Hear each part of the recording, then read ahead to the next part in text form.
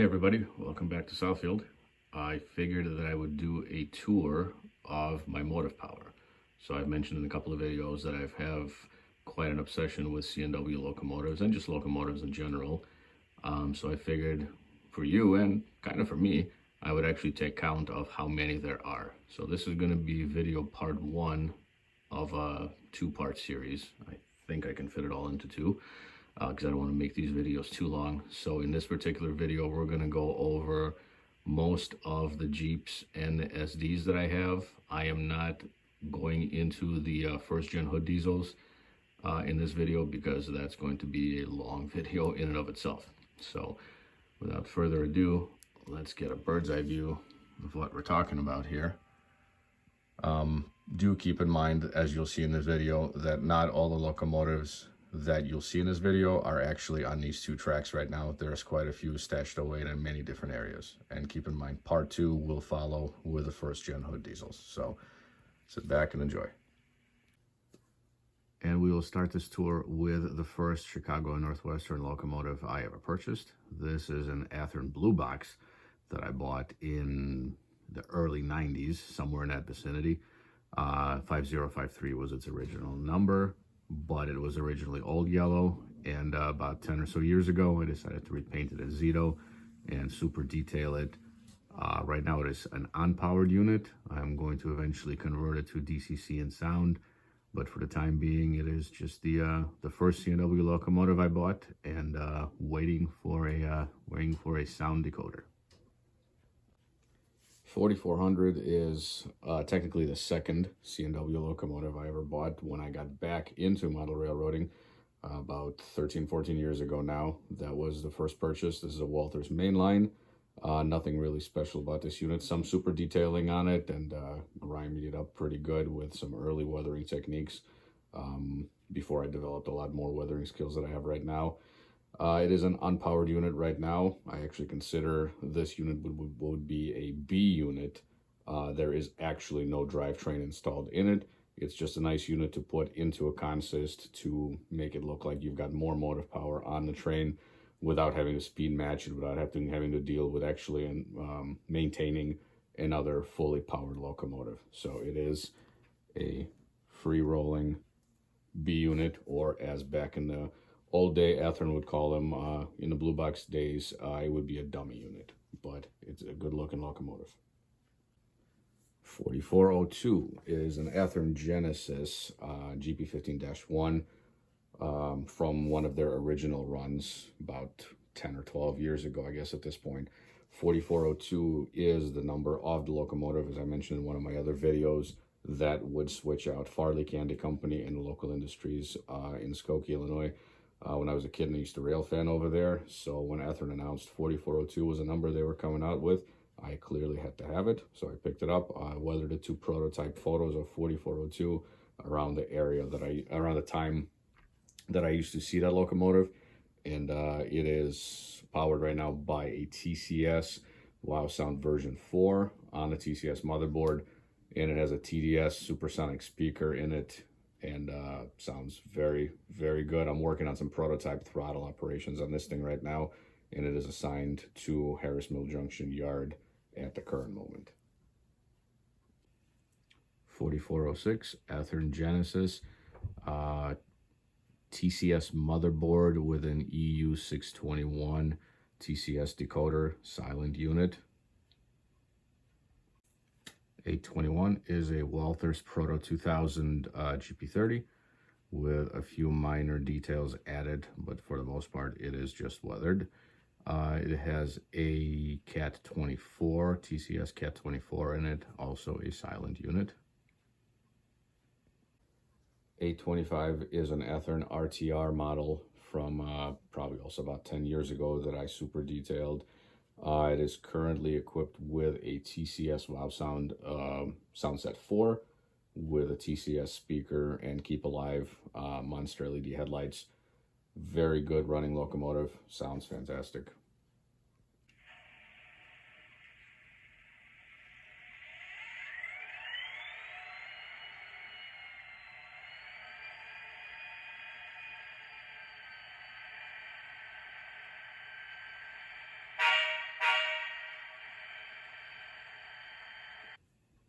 4627, Athearn Genesis GP38-2, very lightly weathered. It is a silent decoder, CAT24, TCS CAT24, so it's got to keep alive in it. It's a 4-function decoder. 5072, Athearn Genesis GP50, stock Tsunami sound with a current keeper. 5097, Athearn Genesis GP50, TCS CAT24, silent unit. And now on to my all-time favorite locomotives, the SD40-2. So starting with 6824, this is an Athearn RTR unit, CAT24, silent unit, just weathered. 6843 is an Athearn ready to run. It is a renumbered 6824. 6843 was never a number that Athearn made. CAT24, silent unit. 6857, Athearn RTR, CAT24 as well, silent unit. 6871, SD40-2, Athearn RTR. This is currently equipped with a TCS Wow Sound version 4.5, just recently upgraded, and a Scale Sound Systems dual speaker system, and apparently a cobweb. It's a little embarrassing, but we'll have to get that cleaned up. It's a live video here.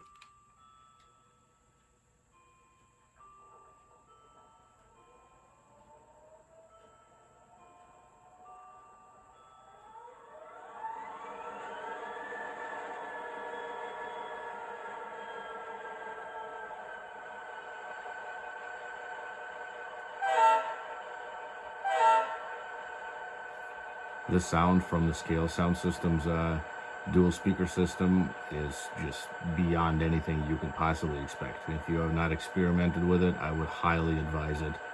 It is definitely worth the money that JT charges for it. I'm not sponsored by him, but that is a really good system that he provides. Very, very unbelievable sound. Can't compare it to a TCS speaker, can't compare it to a Tsunami speaker. It's something else altogether. You wouldn't believe that that's an HO scale locomotive. 6876, also an RTR unit. Also just recently got upgraded to TCS Wow Sound version 4.5 with the Scale Sound Systems dual speaker setup. Basically, once again, just like 6871. Absolutely unbelievable sound. 6897 from a old run of Athearn RTR, CAT24 equipped, weathered to represent years of use, and silent unit. 6898 is an RTR from one of Athearn's recent runs, heavily weathered to represent years of use. I actually ended up putting an old Tsunami 645 E3 decoder that I had laying around into this unit, so that's what it currently has in it.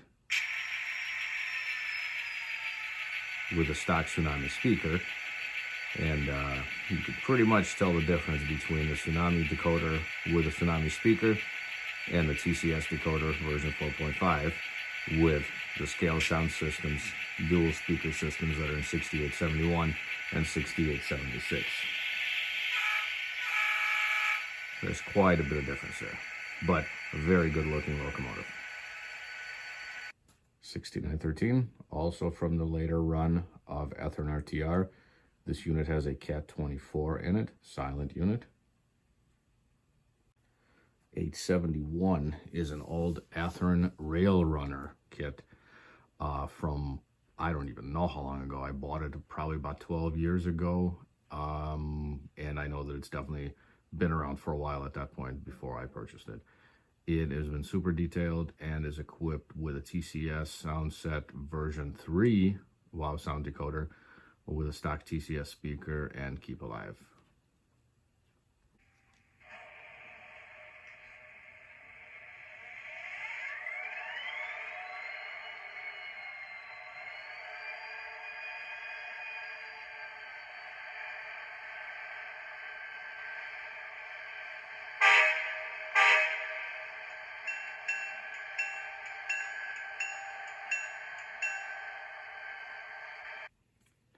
6910 in a Falcon service paint scheme from the latest Athearn RTR run. Currently as delivered, awaiting a decoder and weathering. So this beauty right here is C&W 929, which is obviously an ex-CGW unit that would have been number 409 for the CGW. This was converted from an actual, it is an Athearn RTR SD40, not an SD40-2, but a straight up SD40 with all of the CGW specs that it was built with, and it was initially number 407. I renumbered into 929 based on an article in Northwestern Lines a few years ago for this particular locomotive. It is super detailed, heavily weathered, and it has a Cat 24 silent unit. 6582 is an SD45. I believe this was an old Burlington Northern unit that we purchased secondhand. It's got a different headlight configuration on the front end of it. It does have a Cat 24 silent decoder in it. It is still in as delivered state to Southfield. I have not had a chance to weather it or super detail it. So about 5 years ago, I decided I wanted to build a C&W specific 9-dynamic SD45. This isn't it. This is a scale trains unit. The SD45 that I am building still is on the project shelf in the model railroad workshop. Scale trains beat me to it. So 958 was the first of 3 scale trains, 9-dynamic SD45 that we have here on Southfield. This one is a Cat 24 powered unit, and it is lightly weathered to represent just a few years of service. Some foreign road power. Santa Fe 5031 is an Athearn RTR, Cat 24 equipped, silent unit. I've always been a fan of the blue and yellow freight war bonnet paint scheme, and I decided to pick one up and weather it up so it looks like it's seen many years of service.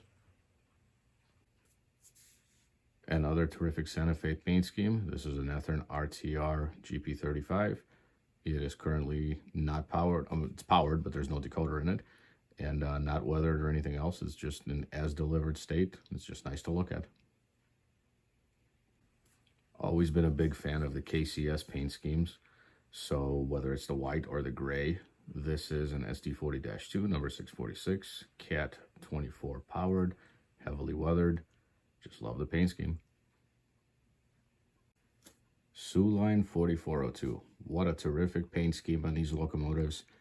And I've actually known Sioux 4402 for probably the better part of 20 plus years, because it is and was the local switcher over at the CP Rail Yard, which is now the CP Rail Yard. Used to be the Sioux Yard, prior to that, the Milwaukee Yard in Bensonville. So I got pictures of this locomotive from 20 plus years ago, and one day I ended up walking into Lombard Hobbies. It was sitting there on the shelf. I had to have it. So heavily weathered, and Cat 24 silent decoder. Locomotives that are currently in the model railroad workshop awaiting some sort of project. We've got 824, which is another Athearn early RTR GP35. That's waiting super detailing and weathering. Behind it is 884, which is an SD40. Another, just like 871, it's an Athearn Rail Runner shell from quite some time ago, awaiting detailing and weathering. Here is my famous SD45 non-dynamic that I started about 5 years ago, and the shell is ready. It's just waiting for paint at this point, and I kind of backburned this project for a while, and of course scale trains beat me to it. So, but I will definitely get back to it. This is built off of an Athearn RTR. This used to be a fully dynamic unit, number 6500. This, as I've shown in a previous video, is going to be an SD18 at one point. It is an Atlas SD24 that was for the Burlington, and I'm going to do the conversion kit on it and make it into a C&W SD18. Down here we've got 6564, which is currently awaiting its turn to get a TCS Wow Sound 4.5. It used to have a version 3.0 that I sent in for upgrades, and just waiting to install it. And I've also got the Scale Sound dual speaker system for it as well. And We've got another scale trains, non-dynamic SD45. I got 943, 962. One of them is an actual sound unit. It's 962, and 943 is a silent unit that I'm going to go ahead and put a Cat 24 into.